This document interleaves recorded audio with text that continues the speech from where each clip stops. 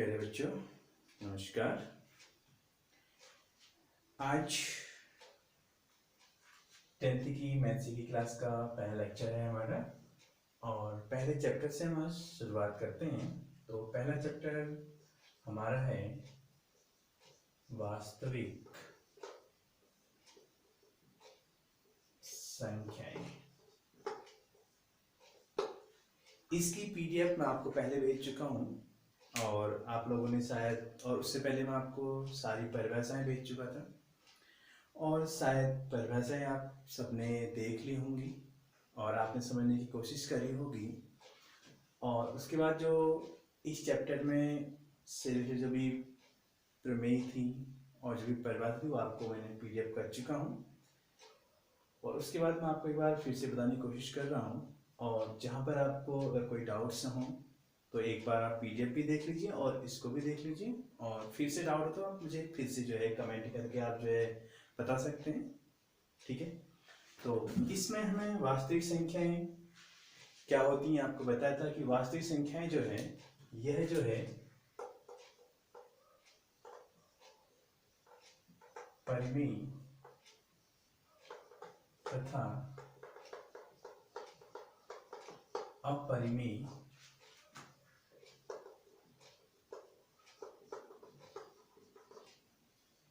संख्याओं का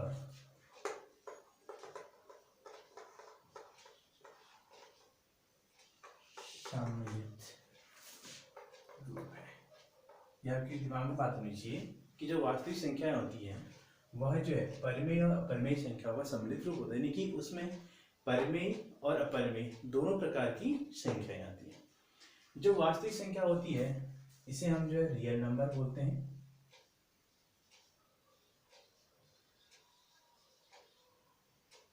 और इसको हम जो है रिप्रेजेंट करते हैं कैपिटल आर से, ठीक हो गया। तो वास्तविक संख्या क्या होगी? परिमेय तथा अपरिमेय संख्या का सम्मिलित रूप होता है, उसी को हम क्या बोलते हैं? यही संख्याओं को हम बोलते हैं वास्तविक। जिस संख्या के अंतर्गत जो है परिमेय संख्या भी आएंगी और अपरिमेय संख्या भी आएंगी।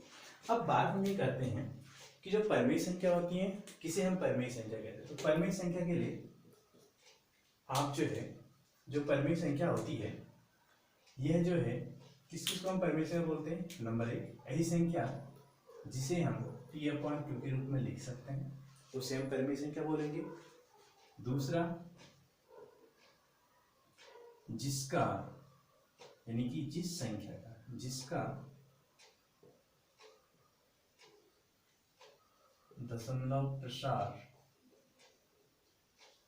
शांत हो, जिसका दशमलव प्रसार शांत हो उसे हम परिमेय संख्या बोलेंगे। और तीसरा, जिसका दशमलव प्रसार अशांत तथा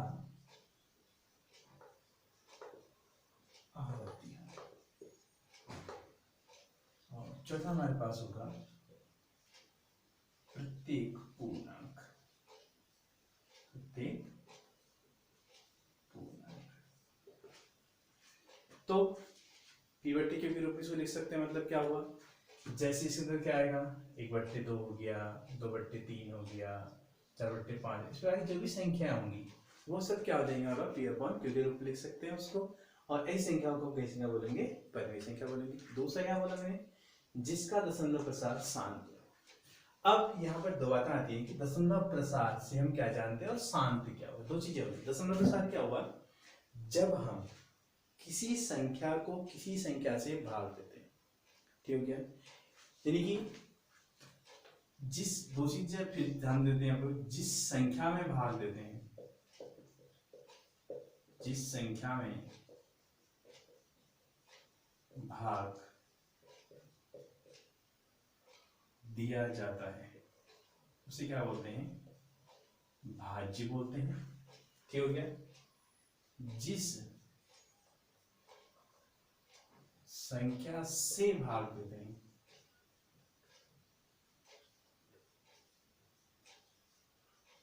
उसे आप क्या बोलेंगे? भाजक बोलेंगे। जिस संख्या में भाग देते हैं भाज्य हो गया, जिस संख्या से भाग देते हैं वो क्या हो गया? भाजक हो गया। ठीक है, दशमलव प्रसार क्या होता है कि जब हम जो है भाज्य को भाजक से भाग करते हैं और भागफल में हमें दशमलव मिलता है, भागफल में क्या मिलता है, दशमलव मिलता है, और दशमलव के बाद हमारे पास जो भाज्य प्रक्रिया होती है, यानी कि जब दशमलव आ गया भागफल में तो वहां से जो प्रोसेस स्टार्ट होती है उसको बोलते हैं दशमलव प्रसार।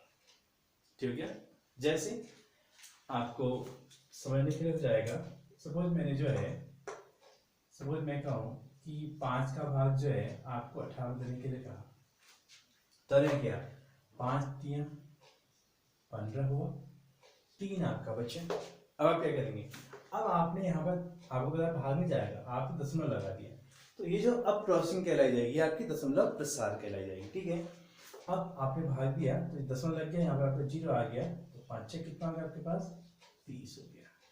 तो यानी कि अब आपने क्या देखा, दशमलव प्रसार भी होगा, दशमलव का आना, दशमलव प्रसार हुआ, उसके बाद आपने भाग दिया, और भाग देने के बाद आपका जो शेषफल है वह कितना आ गया है, 0 आ गया है, यानी कि शेषफल कुछ नहीं है। इसका मतलब क्या हुआ, इसका मतलब ये हुआ कि इसका दशमलव प्रसार है वह कैसा हो गया है, शांत हो गया है। यानी कि इसके उदाहरण क्या हो जाएंगे, जैसे 2.5 है, कहीं पर को 2.4 आ गया, 3.8 है, इस प्रकार का जो भी संख्या हमें दी होंगी इस प्रकार की, उसको हम क्या बोलेंगे कि इसका जो दशमलव प्रसार है कैसा है, शांत। अब बात आते हैं दशमलव प्रसार का अशांत और आवर्ती।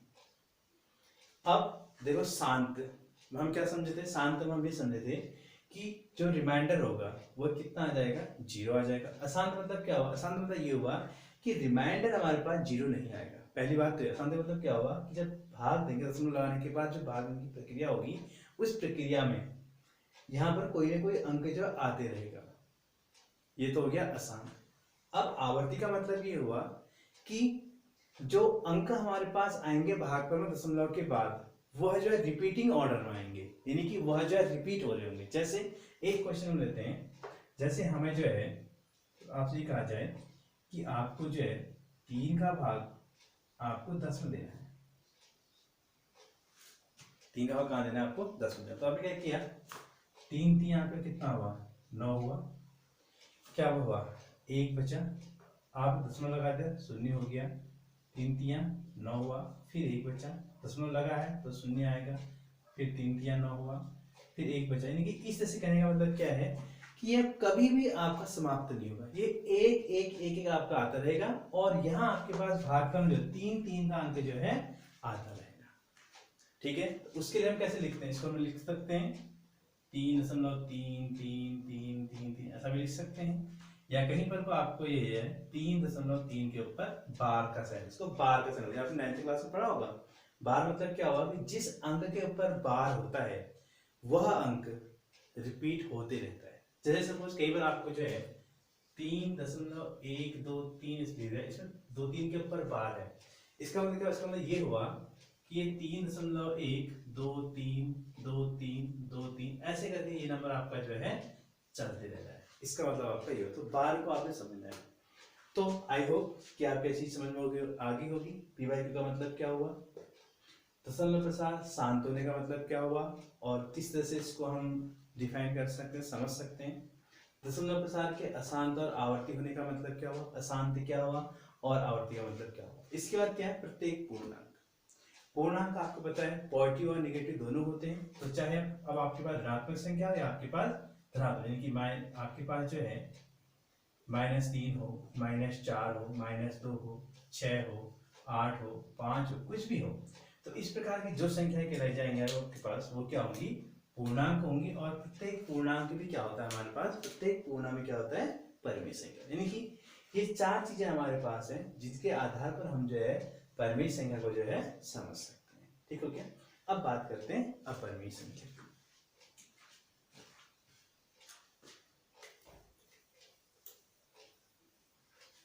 आपको जब कोई चीज नोट करनी है तो आप वीडियो को बीच में पॉज करके जो है आप जो है नोट कर सकते हैं, और आप साथ में जो है लाइक और सब्सक्राइब भी कर दीजिएगा, ताकि हमें जो है थोड़ा सा बल मिलता रहे और हम आपके लिए और अच्छा प्रयास कर सकें आने वाले समय में। इसलिए आप जो है लाइक सब्सक्राइब जो है और शेयर जो है करते रहें हमारे चैनल को। इसके बाद बात करते हैं अपरिमेय संख्या की। पहला, अपरिमेय संख्या किसे बोलेंगे? अपरिमेय संख्या उसको बोलेंगे कि जिसको हम P/Q के रूप में नहीं लिख सकते। ठीक हो गया, यानी कि जिसे हम P/Q के रूप में नहीं लिख सकते। अब किसे नहीं लिख सकते हैं? ऐसी संख्याएं जो है पूर्ण वर्गमूल वर्ग संख्याएं नहीं होती हैं, यानी कि पूर्ण वर्ग संख्या नहीं, जैसे √2, √3, √5, √6, √10, √12, इस तरह की संख्या है। ये क्या होती है? पूर्ण वर्ग संख्या नहीं होती। जैसे √4 है तो √4 इसमें नहीं आएगा, क्योंकि √4 का मान कितना होता है? 2 हो जाता है, और 2 क्या हो गया? ये पूर्णांक आ गया। और अभी हमने पढ़ा था कि पूर्णांक क्या होता है? पूर्णांक जो है परिमेय संख्या होती है। इसलिए इस प्रकार की संख्या है जिस जो अंडर में है, यानी कि जिसका जो एक पूर्ण वर्ग संख्या नहीं है, वो सारी संख्याएं कई संख्या होती है हमारे पास अपरिमेय संख्या होती है। और दूसरा क्या होता है इसमें? ऐसी संख्याएं जिनका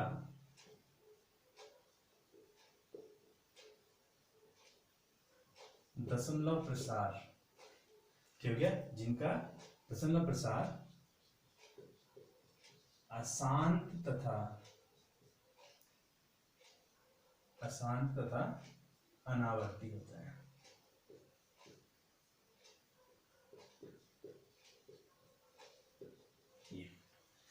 ठीक है, ऐसी संख्या से दशमलव प्रसार कैसा होता है? अशांत और अनावर्ती होता है, तो उसको भी हम क्या बोलेंगे? अपरिमेय संख्या। अब अशांत का मतलब तो आप समझ गए कि यानी क्या होगा? दशमलव आपने लगा दिया और भाग जो क्या होगा? जाते रहेगा, यानी कि शेषफल आपका खत्म नहीं होगा, शेषफल की जगह 0 नहीं आएगा, यानी कि शेषफल कोई ना कोई संख्या आपकी बचती रह रही होगी। अब बात आई अनावर्ती। अनावर्ती का मतलब क्या? अनावर्ती का मतलब ये हुआ कि भागफल में दशमलव के बाद आपके पास जो संख्या आएंगी वो जो है अलग अलग आते रहेंगी। जैसे इस टाइप के आ सकते हैं, सपोज 2.01 आया, फिर 0.01 आ गया, फिर 0.0.01 आ गया, 0.0.0.0, इस टाइप से, यानी कि कोई फिक्स अंतर इनमें नहीं होगा, यानी कि आवर्त क्रम इनमें नहीं हो रहा होगा, इनमें सब अनावर्त आ रहे होंगे। तो इस प्रकार की जो भी संख्या होंगी आपके पास, कैसी संख्या होंगी? अपरिमेय। तो इस प्रकार की दोनों जो संख्याएं हैं वह किसके अंतर्गत आती है? हमारे पास वास्तविक संख्या के अंतर्गत आती है। तो अब आप समझ गए होंगे कि वास्तविक संख्या कहते किसे हैं, आखिर कौन कौन संख्याएं परिमेय संख्या में ले जाती हैं और कौन कौन संख्याएं जो है अपरिमेय संख्या में जाती हैं। अब इसके बाद हम आगे बढ़ते हैं और अपने टॉपिक को जो हम स्टार्ट करते हैं। फिर से आप बात दोहरा रहा हूं कि आप लोग नोट करने की आदत डालें। गणित आपकी तभी अच्छी हो सकती है जब आप अभ्यास ज्यादा करें। जितना ज्यादा अभ्यास करेंगे आपकी गणित उतनी ही अच्छी बनेगी, और आपका गणित के प्रति जो भय अगर आप में है तो वह भय भी आपका तभी दूर होगा। इसलिए आप जो है गणित को रटने का नहीं, समझने का प्रयास करें। छोटी छोटी गलतियों पर आप ध्यान दें और गुणा भाग जितना हो सकता है आप अपनी कैलकुलेशन स्वयं करने की कोशिश करें। किसी भी क्वेश्चन का सॉल्यूशन आप जो है हेल्प बुक या अन्य किसी चीज़ से देखने की कोशिश ना करें। क्वेश्चन आप जरूर देखें, एक दो बार उसकी मेथड से आप जरूर देखें, उसके बाद उनको देख करके, लेकिन बाद में आप जो उन क्वेश्चन को जो है खुद बनाने का प्रयास करें। तो धीरे धीरे जो है आप कि जो गणित में अरुचि है या आपको जो गणित विषय से डर लगता है वह डर आपका जो है धीरे धीरे दूर होता आपको दिखेगा। अब हम अपने चैप्टर फर्स्ट की बात करते हैं। तो इसमें हमारे पास जो है, यानी कि जब हम एक्सरसाइज 1.1 की बात करते हैं तो इसमें हमें जो है दो चीजों से गुजरना होता है। नंबर एक, दो चीजें हमारे पास आएंगी। एक तो आएगा हमारे पास यूक्लिड विभाजन प्रमेय का, और दूसरा हमारे पास आएगा यूक्लिड विभाजन एल्गोरिथम। ठीक है, Euclid division lemma and Euclid division algorithm. ठीक है, तो लिख लेता हूं,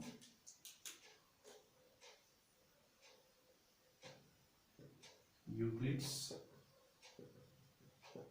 डिवीजन लेम्मा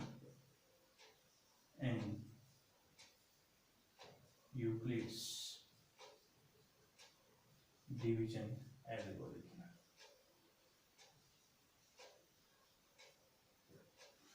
ये दो चीजें हमने समझनी बहुत जरूरी हैं, क्योंकि इन दो चीजों को जब हम समझ जाएंगे तो 1.1 एक्सरसाइज जो है हमारी वो काफी आसानी से बन जाएगी। लेकिन इन दोनों चीजों को समझने से पहले हम जो है दो शब्दों को समझने की कोशिश करते हैं। एक वर्ड से हमारे पास है प्रमेयिका और दूसरा वर्ड हमारे पास है एल्गोरिथम। इन दोनों को हम सबसे पहले समझेंगे कि प्रमेयिका का मतलब क्या होता है और एल्गोरिथम का मतलब क्या होता है। देखो, जो लेम्मा है यानी कि जो प्रमेयिका है, प्रमेयिका ये जो है क्या होता है, मैं बोल रहा हूं आप लिखने की कोशिश करेंगे। प्रमेयिका जो है क्या होता है, यह एक सिद्धि किया हुआ कथन होता है, यह एक सिद्धि किया हुआ कथन होता है जिसकी सहायता से अन्य कथनों या समस्याओं को हल किया जाता है। यानी कि प्रमेयिका जो है एक किसी तर्क पर बेस्ड जो है एक प्रूव्ड स्टेटमेंट होता है और उसकी हेल्प से हम जो है अनदर जो प्रॉब्लम्स होती हैं या अनदर जो स्टेटमेंट होते हैं उनको हम जो है सॉल्व करने की कोशिश करते हैं। ठीक है, अब बात आती है एल्गोरिथम। एल्गोरिथम क्या है? एल्गोरिथम जो है एक जो है एल्गोरिथम को हम ऐसे समझ सकते हैं, एल्गोरिथम क्या बोल सकते हैं इसको हम ऐसे बोल सकते हैं कि परिभाषित चरणों की एक श्रृंखला। ठीक है, एल्गोरिथम क्या हुआ? परिभाषित चरणों की, यानी कि इसमें हमारे पास स्टेप्स होंगे, यानी कि एक के बाद दूसरा स्टेप, दूसरे की एक तरह से कह सकते हैं कि एक तरह का वर्किंग रूल होगा एल्गोरिथम। पहले स्टेप हमें क्या करना है, फिर हमें क्या करना है, फिर हमें क्या करना है, तो वो चीज क्या कहलाएगी हमारे पास एल्गोरिथम। यानी कि स्टेप टू स्टेप आगे बढ़ना, यानी कि एक चरण को पार के दूसरे चरण में जाना, दूसरे को पार के तीसरे में जाना, तो ये जो प्रोसेस होगी एक टाइप से आगे बढ़ने की, उसको हम क्या बोलेंगे? एल्गोरिथम बोलेंगे। इजी लैंग्वेज में कहीं भी किसी चीज को समझो काफी इजी। यानी कि एल्गोरिथम मतलब क्या हुआ? किसी भी समस्या को हल करने के हमारे पास जो चरण होते हैं, यानी कि जो स्टेप्स होते हैं, वो क्या कहलाता है हमारे पास? एल्गोरिथम कहलाता है। ठीक है, ये जो दो चीजें आपको दिख रही हैं, यूक्लिड विभाजन प्रमेयिका और यूक्लिड विभाजन एल्गोरिथम, ये दोनों जो है एक दूसरे में ही अंतर नहीं है, यानी कि इन दोनों में ज्यादा डिफरेंस नहीं है। यानी कि एल्गोरिथम जो है बिना प्रमेयिका के हल नहीं होगा, यानी कि एल्गोरिथम में कहीं ना कहीं विभाजन प्रमेयिका लगेगी। अब बात आती है कि पहले मैं प्रमेयिका आपसे क्लियर करूं कि आखिर यूक्लिड विभाजन प्रमेयिका कहती क्या है। यूक्लिड विभाजन प्रमेयिका ये कहती है कि अगर हमारे पास a और b कोई दो पूर्णांक है, आप समझने की कोशिश करें, माना a और b कोई दो पूर्णांक है, और कैसे पूर्णांक हैं? धनात्मक पूर्णांक। कैसे पूर्णांक हैं? धनात्मक पूर्णांक। माना a और b कोई धनात्मक पूर्णांक हैं तथा q व r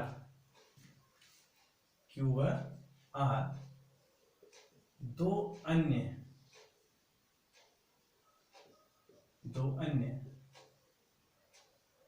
धनात्मक पूर्णांक विद्यमान है,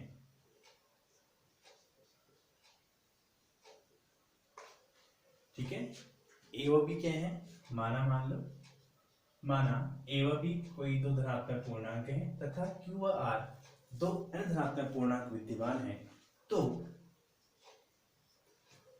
यूक्लिड विभाजन प्रमेय के अनुसार क्या होता है? तो प्रमेयिका से लिख देते हैं, क्या होता है? a equal to b q plus r. ठीक है, यानी कि b into q plus r, और यहां जो r का मान होता है r greater than n equal 0, n less then,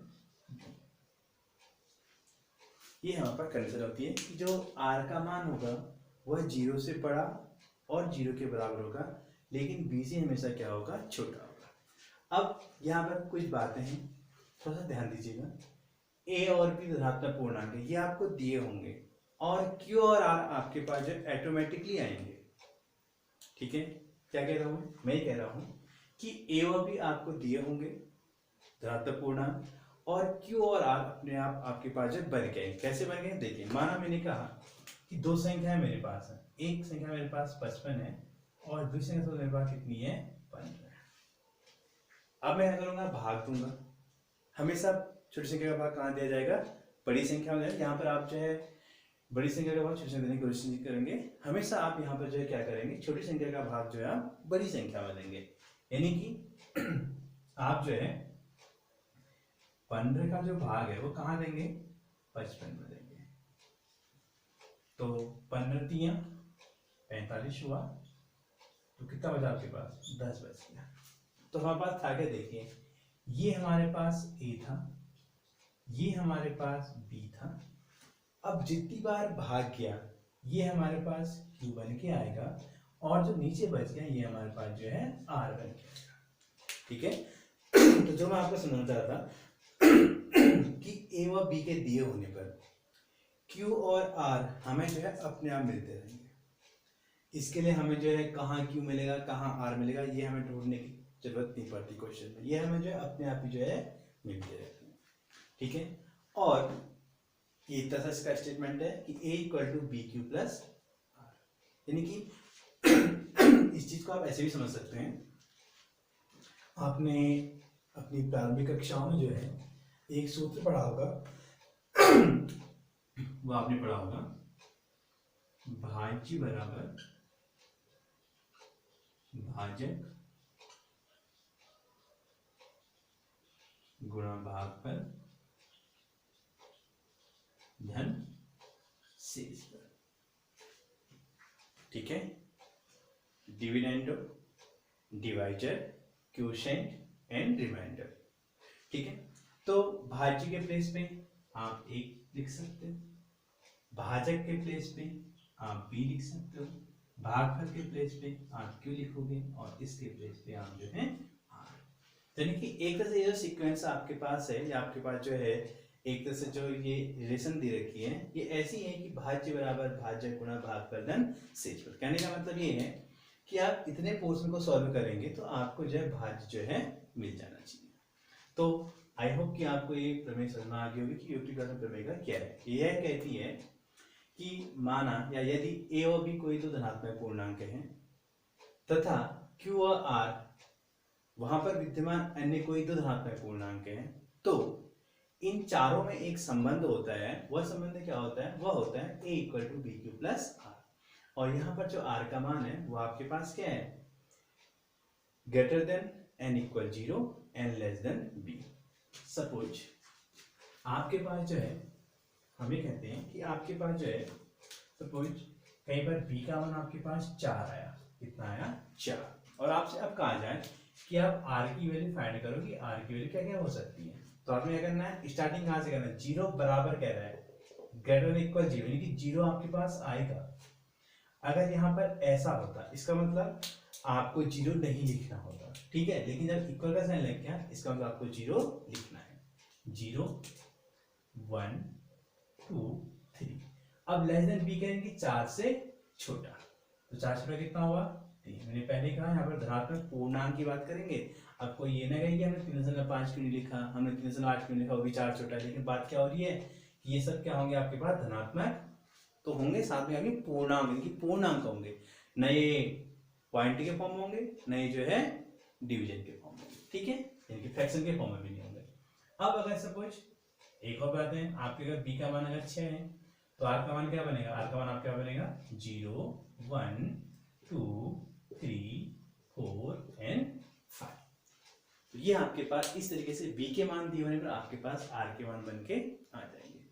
तो आपको ये पूरा कंसेप्ट समझ में आ चुका होगा कि यूक्लिड विभाजन प्रमेय का जो है क्या कह रही है। इसको प्यार से समझ लीजिए, क्योंकि अभी ये आपकी जब हम यूक्लिड डिवीजन एल्गोरिथम पढ़ेंगे इसमें काम आने वाली है। ठीक है,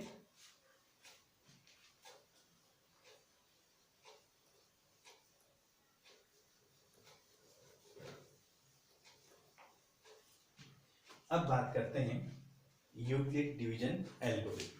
तो एल्गोरिथम मैंने आपको पहले बता दिया कि एल्गोरिथम क्या है, यह जो है परिभाषित चरणों की क्या होती है, एक श्रृंखला होती है। ठीक, अब जो यूक्लिडियन एल्गोरिथम है वो है क्या? सबसे बड़ी बात कि यह एक जो है, यह एक सिंपली आप कह सकते हो यह एक एल्गोरिथम है। क्या है? एल्गोरिथम है। अब एल्गोरिथम क्या है ये आपको पता है। एल्गोरिथम है जिसकी सहायता से, जिसकी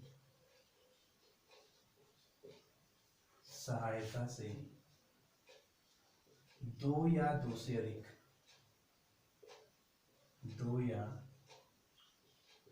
दो से अधिक संख्याओं या दो से अधिक संख्याओं का HCF, HCF को हम जो है मौसो भी बोलते हैं, मौसो को बोलते हैं। आपने अपनी जो है पहली कक्षा में आपने पढ़ा होगा। दो या दो से अधिक संख्याओं का HCF ज्ञात करते हैं, ज्ञात करते हैं। तो ये तो हमारे पास हो गया यूक्लिड डिवीजन एल्गोरिथम क्या है, कि यह एक प्रकार क्या है, एल्गोरिथम है। यानी कि कहने का मतलब क्या, अगर जहाँ पर एल्गोरिथम वर्ड आ गया इसका मतलब ये हुआ कि यार यहाँ से हम जो भी प्रॉब्लम सॉल्व करेंगे तो हम पास स्टेप टू स्टेप हम चलेंगे, लेकिन उसमें कहीं ना कहीं हमारे पास जो है स्टेप्स होंगे। पहला स्टेप होगा, दूसरा स्टेप होगा, तीसरा स्टेप होगा, इस तरह से हम आगे बढ़ेंगे। ठीक है। और दूसरी बात, इसकी ये किस काम में आता है, तो यूक्लिड डिवीजन जो एल्गोरिथम है वह जो दो या दो से अधिक संख्याओं का जो है HCF ज्ञात करने काम आता है। और वह दो के दो संख्या कैसी होनी चाहिए, दो की दो संख्या जो है धनात्मक होनी चाहिए, कंडीशन है यहाँ पर। ठीक है, शर्त क्या है, शर्त इसमें ये है कि संख्याएं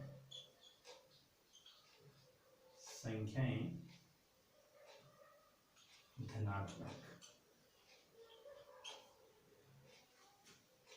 होनी चाहिए।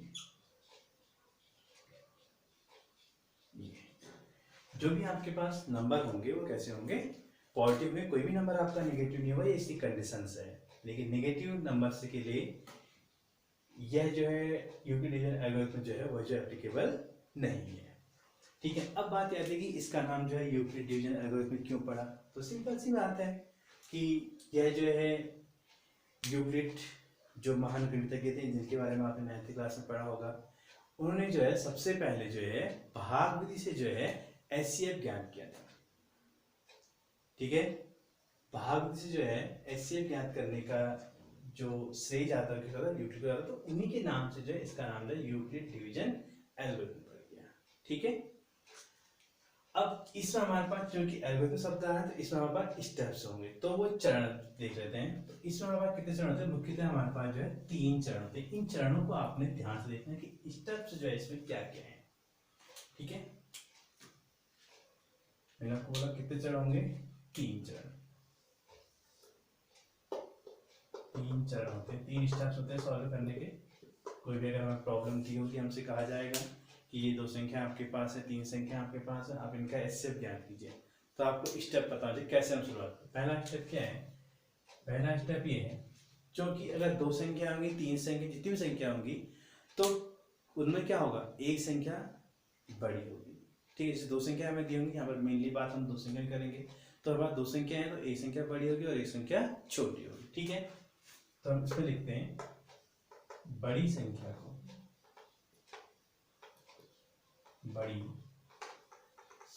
को भाज्य तथा छोटी संख्या को भाजक लेते हैं,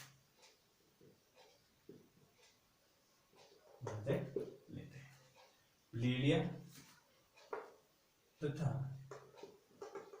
फिर यूक्लिड डिवीजन लेम्मा यानी कि यूक्लिड विभाजन प्रमेय लगाते हैं। लगाई हमने और हमने ये कहा कि यदि r डॉट इक्वल टू 0 आ गया। हमने जो है यूक्लिड डिवीजन लेम्मा अप्लाई किया, यानी कि a equal to b q plus r हमने अप्लाई किया। तो यहाँ पर क्या हो जाएगा, जो बड़ी संख्या है इसको हम जो है a बोल देंगे, जो छोटी संख्या है इसको हम जो है b बोल देंगे। ठीक है, लगाते हैं। और यदि हमारे पास क्या आ गया, हमारे पास r डॉट इक्वल टू 0 आ गया, तो हमारा दूसरा स्टेप क्या होगा, दूसरा स्टेप ये होगा, r डॉट इक्वल 0 आ गया है तो हम क्या करेंगे कि जो ऊपर वाला स्टेप था, ठीक है, इस स्टेप में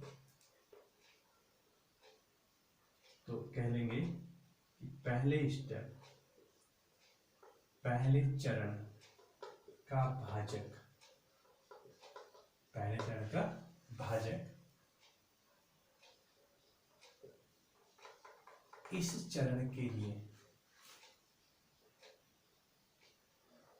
भाज्य तथा शेषफल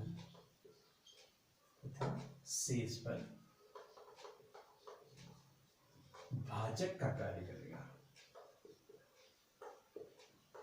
क्लियर हो गया? ठीक है, कि पहले चरण का जो भाजक है वह जो है इस चरण के लिए, दूसरे चरण के लिए क्या काम करेगा, भाज्य काम करेगा, और जो शेषफल है वह जो क्या काम करेगा, भाज्य का काम करेगा। ठीक है, अब आपने ऐसा काम किया और हम मान लेते हैं कि यदि r इक्वल टू 0 आ जाए, कंपल्सरी नहीं है कि r इक्वल टू 0 आ जाए, r डबल इक्वल टू 0 भी हो सकता है। अगर r डबल इक्वल टू 0 हो गया तो आपको तीसरे स्टेप में भी ये वाला स्टेप काम करना पड़ेगा।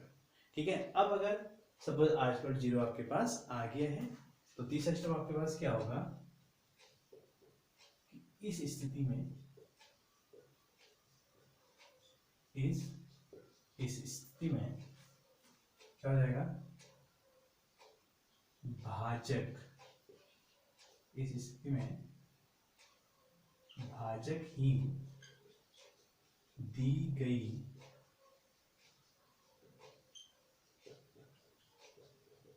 संख्याओं का HCF होगा। क्लियर? ठीक है, तो इस में क्या होगा, जो भाजक होगा वही हमारे पास क्या होगा, जो दी गई संख्या है क्या होगा, HCF होगा।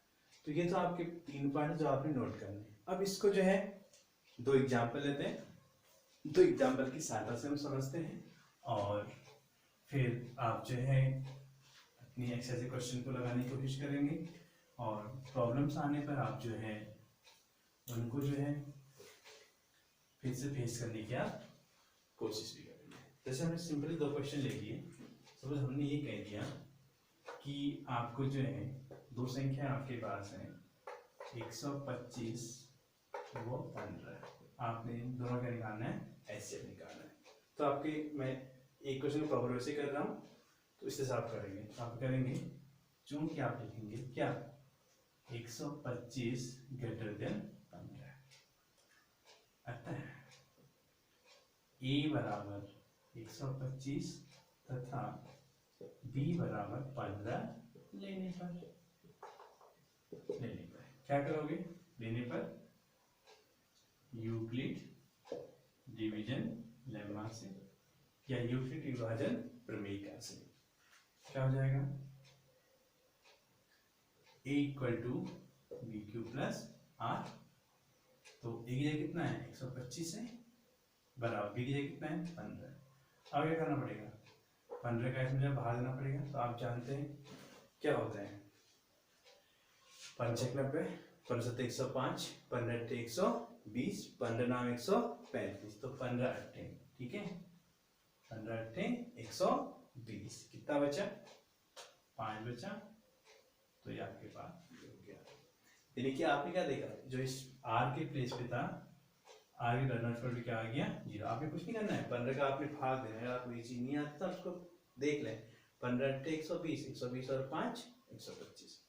अब क्या करेंगे, दूसरे स्टेप में क्या हो जाएगा आपके पास, आप ये कहेंगे कि a बराबर, अब मैंने क्या बोला था कि जो इसी स्टेप में जो भाजक होगा वह जो इसके लिए क्या बनेगा, भाजक की एरा काम करेगा। a बराबर 15 तथा b बराबर, जो इसमें शेषफल था, शेषफल कितना है 5, वो किसका काम करेगा, तो ठीक हो गया, a बराबर 15 तथा b बराबर 5 लेने पर क्या हो जाएगा, वही पुनः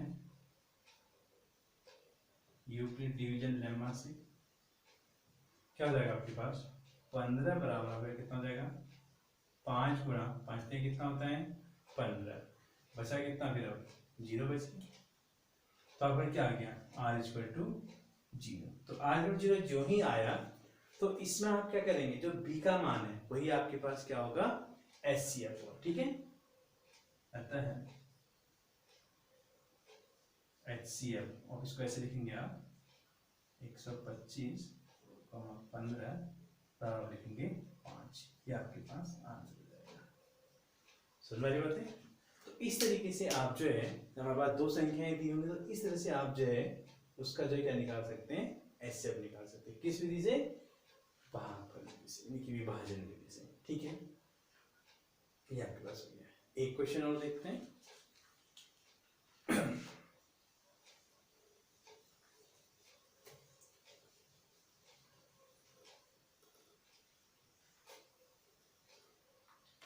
अब आपके पास जो है एक क्वेश्चन और बनाते हैं हम।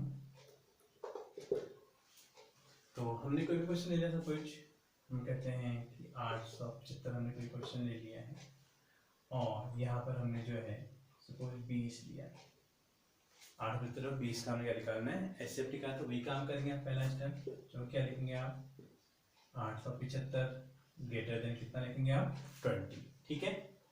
तो अब क्या होगा आर यहाँ पर लिखेंगे, इनकी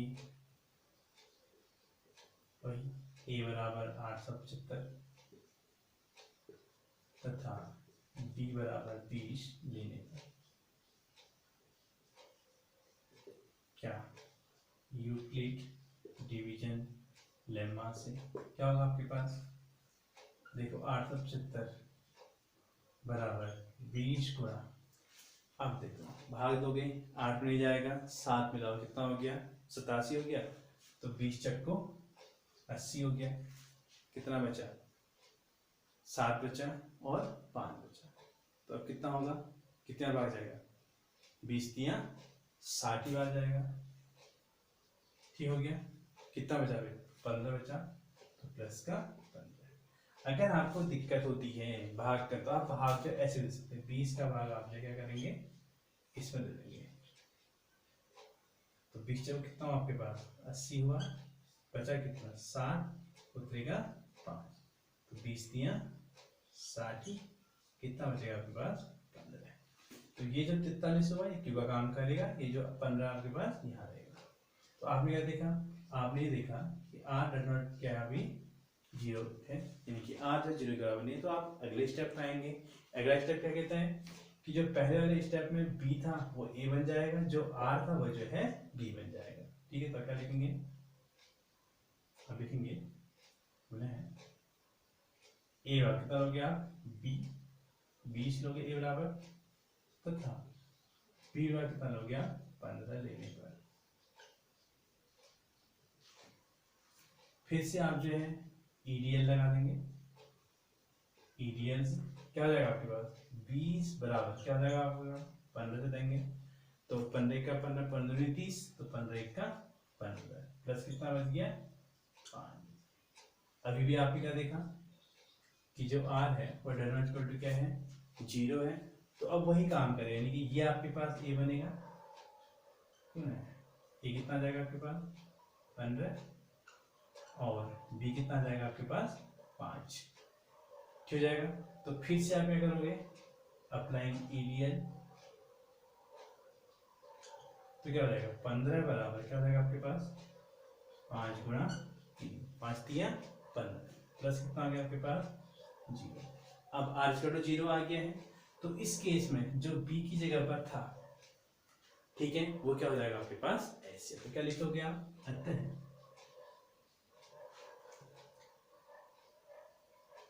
HCF of 875 and 20 equal to 5, क्या पास क्या जाएगा आंसर। इस तरीके से आपने जो है इन क्वेश्चन को करना है, और ये आपके पास काफी इंपॉर्टेंट है, आपको मजाक में लेना है। इसमें से आपके पास जो 3 नंबर के क्वेश्चन बनते हैं बोर्ड पेपर में, 3 नंबर क्वेश्चन आता है ये, कोई भी दो संख्या देंगे, आपसे कहेगा कि यूक्लिड विभाजन एल्गोरिथम का प्रयोग करते हुए आप जो है इन संख्याओं का एचसीएफ ज्ञात करो। तो आपको इस तरीके से करना, इतने करने पर आपको जो 3 आना है। तो काफ़ी इजी है, ज़्यादा आपको बर्डन नहीं लेना है, ज़्यादा आपको टेंशन नहीं होना है। काफ़ी आसान सी ट्रिक है, आसान सा तरीका है सॉल्व करने का। तो 2-4 क्वेश्चन आपको होमवर्क देते हैं, आप इनको करेंगे और कल फिर हम जो है आगे बढ़ेंगे। ठीक है, तो 2-3 क्वेश्चन दे देते हैं, इनको आप बनाने का प्रयास करेंगे। तो होमवर्क आपका हो जाता है, पहला क्वेश्चन दे देते हैं 796 व 16। दूसरा ले लेते हैं हम 255 व 465। खाते लेते हैं हम 126 व 1039। इस तरीके से आप जो है इनको बनाएंगे और देखेंगे कि आपको जो है कितना आ रहा है, कितना नहीं आ रहा है। जो क्वेश्चन नहीं आएगा इन तीनों में से आप मुझे कमेंट कर दीजिए कि हमें ये क्वेश्चन नहीं आया, तो आपको ये क्वेश्चन जो है बता दिया जाएगा। ठीक है, तो ये आपके पास 1.1 के क्वेश्चन है, ये आपके पास कुछ जो है सॉल्व हो जाएंगे। और इसी में से मोस्टली आपके पास जो पहला वाला क्वेश्चन है वही क्वेश्चन आपसे जो है अधिकतर जब पूछ जाता है। ठीक है, फिर बाकी क्वेश्चन भी आपको बता दिए जाएंगे, लेकिन फिलहाल आप जो है इस चीज़ को जो है अच्छे से ध्यान में रखें और इसको। Okay, goodbye, thank you.